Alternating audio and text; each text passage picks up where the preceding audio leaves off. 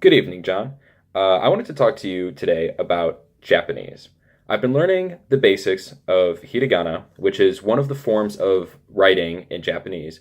And I just wanted to talk a bit about how it's structured, how it's different from Roman languages and like the generic alphabet that we use, and generally differences and things that I've picked up on and noticed.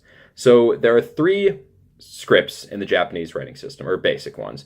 There's the kanji, which are used for nouns, stems of most verbs and adjectives, stems of many adverbs, and most Japanese personal names and place names. Then there's hiragana, which is what I'm learning right now, which includes inflectional endings for adjectives and verbs, various function words, miscellaneous others, and a couple phonetic renderings of kanji. Now, there's also the katakana set, which is used as the transliteration of foreign words and names. So, for example, when you have a word such as computer used in English, they actually use an entirely separate set of symbols to represent this foreign language translation. So if you say the word computer, they would say computer.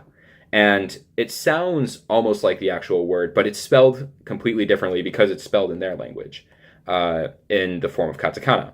Rondon is a form that you can use for the word London and other things like that.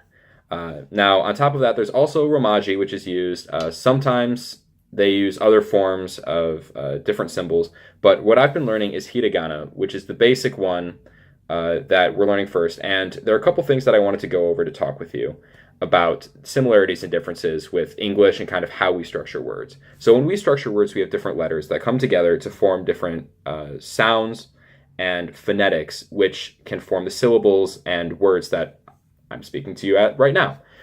In Japanese, they have symbols, which for the most part are, I believe it's phonetic or syllabic, which means that you essentially make a pronunciation of that symbol. So, for example, these two, ro and so, you can see that they're very similar, but they have slight differences, and that indicates the differences in the sound.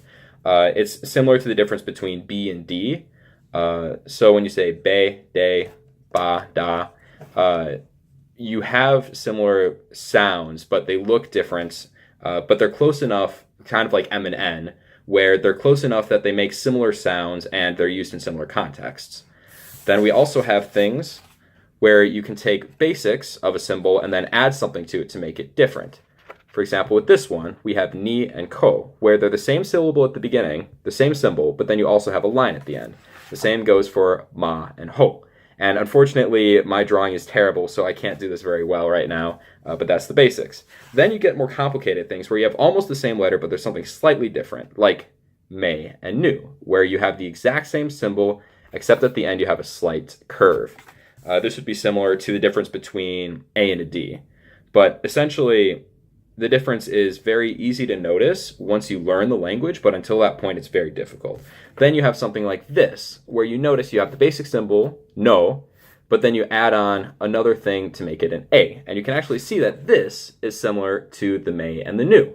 And I've been taking advantage of all these similarities to try to increase my understanding and make it faster. And one thing that I think a lot of people might trip up on is trying to relate it back to the English version. So when I see these words, people probably think M and A, or when they think this, they think H and O. But the best way to learn a language is to think about it as if you're a baby. A baby doesn't understand anything when they're learning their first language. They just understand syllables and sounds.